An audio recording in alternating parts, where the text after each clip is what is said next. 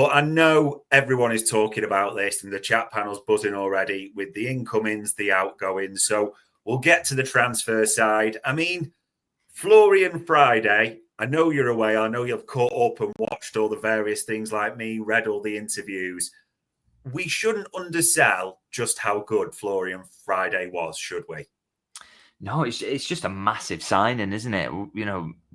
Probably Liverpool's most high-profile signing of the modern era. The biggest talent that they've got, who has the biggest standing in world football at the moment. They sign him.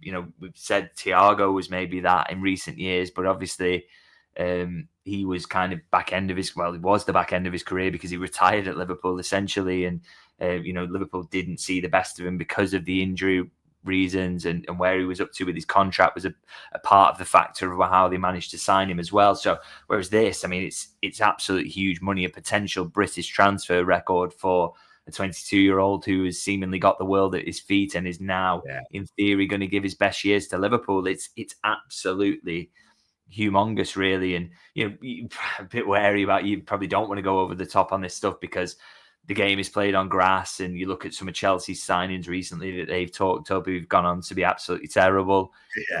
You don't want to get too excited about it, but Liverpool are good at these, and I just think everything about this guy points to him being a success here. So it's absolutely huge, and I liked a lot of what he said in his interview. Thought he came across really well, and I think it's just one to get excited about, and I'm very much looking forward to seeing him when pre-season starts.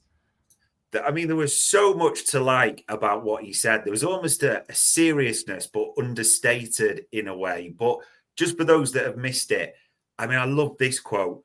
I would like to win everything every year. And he talked about the Premier League and he talked about the Champions League. He almost, I don't know if you agree with this, he almost seems a little bit like, not in a bad way, I mean this, quite a serious, a focused character. He's chosen Liverpool over the likes of Bayern Munich, Manchester City, Real Madrid. He's making it clear, Florian Wirtz, he's come here to win, isn't it? He's really almost, it sounds a bit Salah-esque almost the way he talks. Yeah, it just sounds like elite mentality, really. And I think it shows you a lot that he's made a kind of sporting decision as well in terms of what he wanted. He would have got paid more money at Man City, he would have got paid more money at Bayern. Real Madrid were never making a serious push this window, but have been interested in recent seasons. So, and again, he would have got more money there. So clearly what he wanted to do was to kind of take on a challenge that would get the best out of him in an individual basis, but also be part of a team that would win. And the two things go hand in hand. And he looked at Liverpool, who've just won the title despite changing the coach, but a team that's been very successful in recent years and very unlucky not to have won a little bit more, actually. And thought that was the right destination for him to do that. And I think that is hugely encouraging. I think it says a lot about him on a personal level, about what he is as a character, that he's chosen Liverpool over maybe a little bit more money elsewhere. But I also think it says a lot about Liverpool and their standing now. So, I've seen a little bit on social media, kind of the debates around. I wrote a piece before I went away on Substack about, the FSG debate kind of being over now, and people saying, well, they're just acting the way that they should have done all the time. But for me, I don't think you can make this signing 5 years ago. I don't think you can make it 6-7 years ago. I just think the infrastructure's not there. He doesn't come and train with Bayer Leverkusen at Kirby and see how amazing it is, the facilities, how good the setup is, how focused it is on elite level. He doesn't come to Anfield and see, wow, these 2 extra stands, it's absolutely massive. It's an incredible place to play football these days. And he doesn't see a Liverpool team that is winning consistently either, because that has only happened in recent years and has taken a slow build to get there. And then now, Liverpool, and also Liverpool possibly couldn't afford him a few years ago as well, because they're making big sales like Coutinho to fund a lot of transfers back then. Then you look at kind of now, whereas they can make this purchase without sales because commercial revenue has gone like that. It's crazy how much it's gone up in comparison to, say, Manchester United. You look at what they've done with match day revenue, and they've just positioned the club to be in the place now where it's an attractive destination to Florian Wirtz. It's a good place for a sporting basis, but it's got all the infrastructure there as well in terms of the ground, the training ground, all those aspects. And they've got the money now because of the huge growth that they've engendered off the field. So it's kind of a perfect storm that's come together to Liverpool for me, you know, now being in a position now, finally, after these years of kind of working forward slowly under FSG, where they can really grasp the crown back as the biggest club in English football. You know, that's the place that they've put themselves in. So, and I just think this signing, without putting too much pressure on it, because it may not work out for whatever reason, is a real signal of kind of the direction of travel that Liverpool are heading in, really, and how far they've come in the last sort of 10 years or so. So it's it's an absolutely massive statement, really. It does feel that way, and they say, fingers crossed, it all bears out on the field. And I mean, the other story that got ignored a little bit, but maybe fell to the wayside a bit because of all the other stuff. Liverpool did reach agreement for Milos Kerkez. I know you tweeted out, first one out the blocks this morning, scheduled to fly into Liverpool this afternoon. The finishing touches to his £40 million move. So we're expecting a kind of, again, another interview with him sometime sort of Tuesday, Wednesday, realistic? Yeah, I don't think the announcement will be today because he's only flying in this afternoon. So to get the medical done and the interviews and everything, I think will probably run into tomorrow. Wouldn't be surprised if that's the case. But yeah, that's the expectation that it's going to be these next couple of days. So yeah, another one in the door, more money spent, but an area of the team that I think did definitely need to be upgraded this summer, really, at left back. So good to see that they're making moves towards that, and he is an exciting player. I did a deep dive into him, and it's interesting. He's kind of, you know, the one area of concern I had over him really was his attacking output. We've already seen actually over the course of last season, there's been an improvement there, and he's getting better, and he's still only very, very young as well. So, you know, great engine on him, really good defender as a starting point as well, and getting better in the attacking aspects. So a lot to like about this signing. Liverpool have worked efficiently to get it done. And again, it's another one where they've been the most appealing destination to the player for all the multitude of reasons that I mentioned previously. So yeah, very, very good that they're getting this one over the line. And yeah, good start to the week as well. I'm pretty pleased with myself to get in with that one, with that story as a starting point on Monday morning as well. I suppose the only other thing I wanted to ask you about Kerkez, and I never thought I'd be asking you this. You've probably seen the interview he and his dad did with Serbian television. Have we ever seen anything like that before at all? No, it's a strange one, isn't it? And it kind of makes you a little bit worried, because what if he wants to go to Real Madrid in a few years and starts to act in a similar way? I don't love all that kind of stuff, but I mean, look, people are different. Culturally, people are different.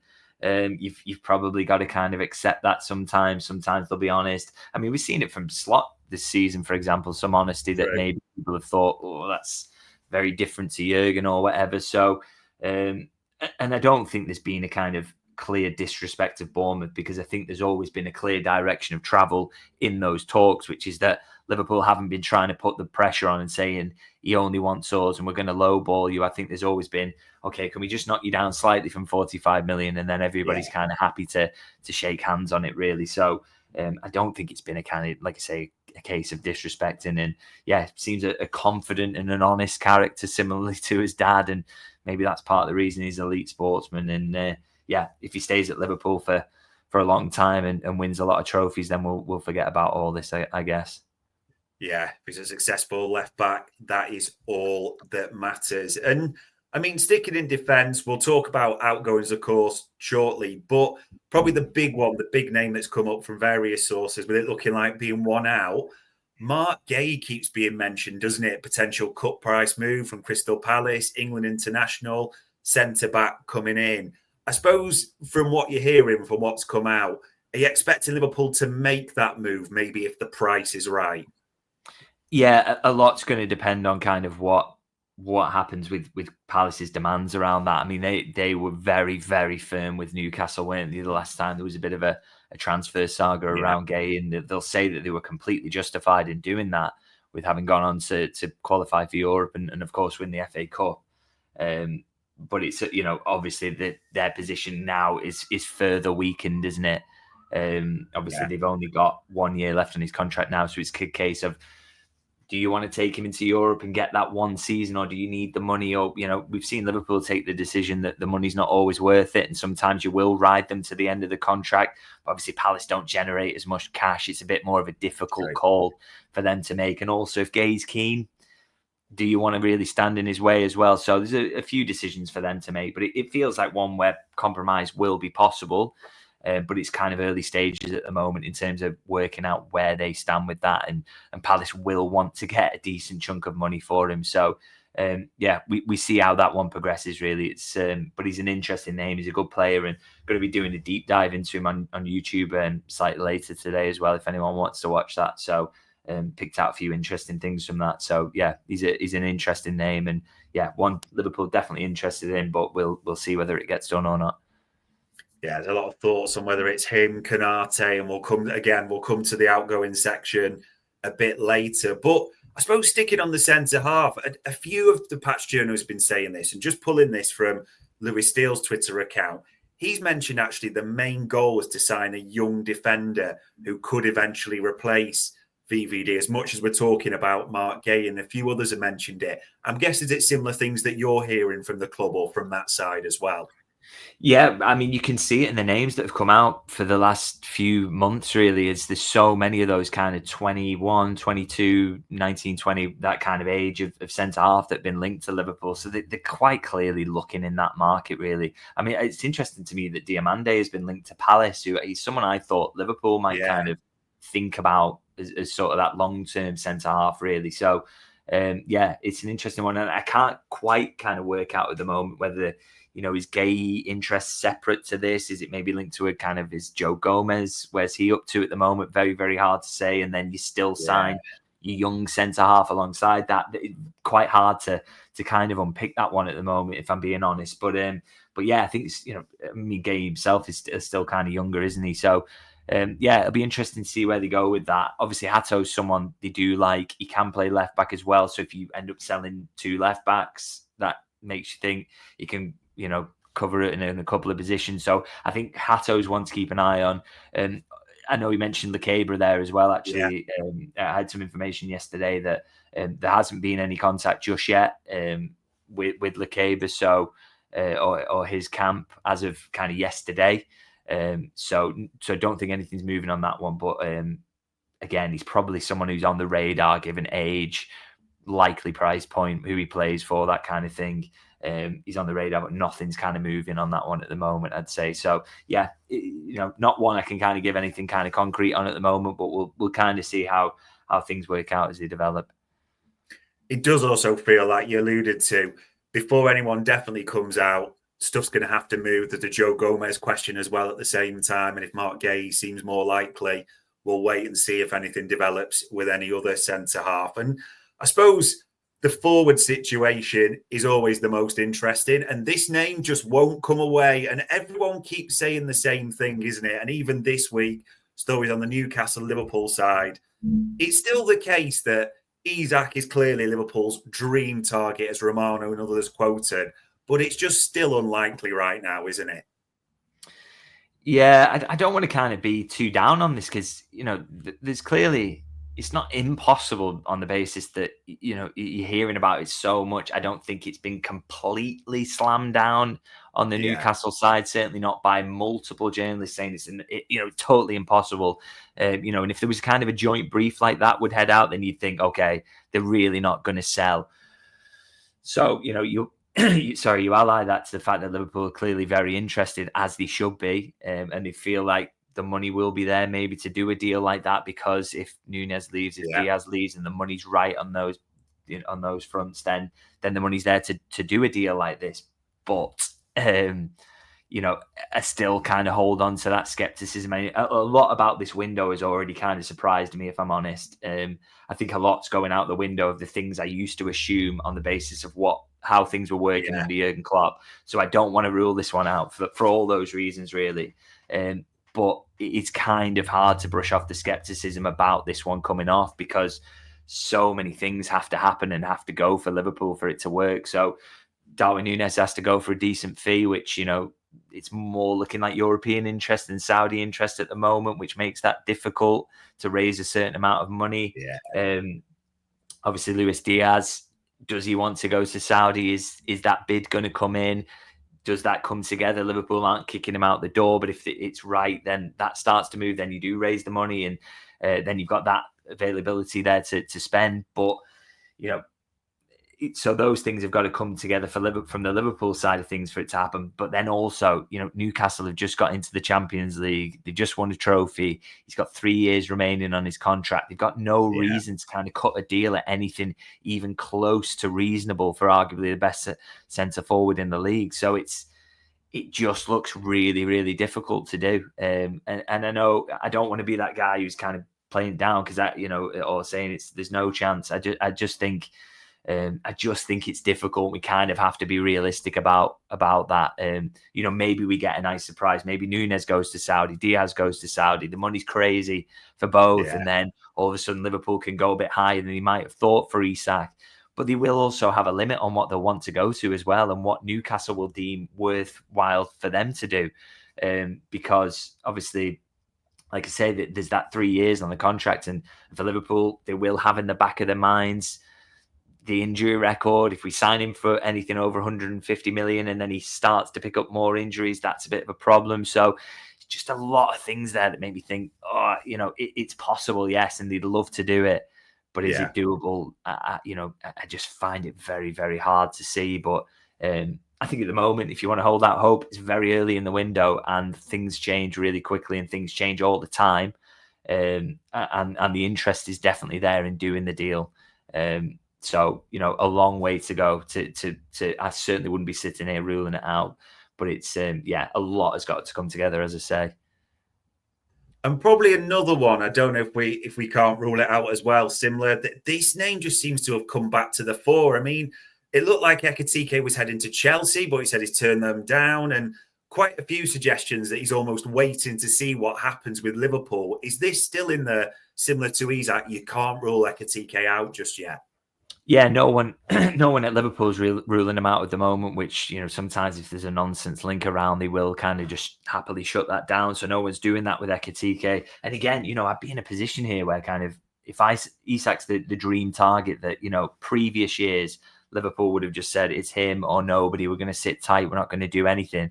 But as I say, this window keeps surprising me. I think the way this recruitment staff is operating, I'm kind of having to learn again about how they work and what their kind of approach to the window might be. So it could easily be, and I would have said in the past, if they can't get Isak, they won't do anything. It could easily be that they can't get Isak and they say, well, actually, we're going to go for Ekitike. We think he's got the qualities to thrive for us. So it's an absolutely fascinating one, really, with this. I just think you can't rule him out, but we kind of don't know, which way they're going to go on this, really. And there's definitely been contact on the player side. I can vouch for that 100%.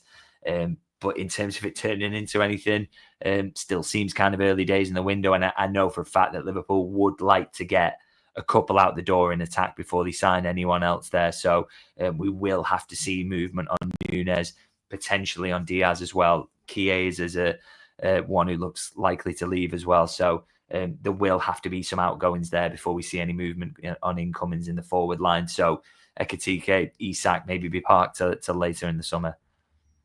Will be interesting to see how they look at that number 9. And I mean, we're speaking at number 9. There's other patch journals, your colleagues saying things like Liverpool are also looking at a versatile young attacker, one that could specifically, and I know Paul Gorster said this, Lewis Steele across the front line options. And even this morning, there's names coming out. Malick Fofana there, linked by Sasha Taglieri. Anthony Gordon's name won't go away. I mean, it's still crazy to stay, but it's still possible. The forward line is really going to look possibly very different than it does right now.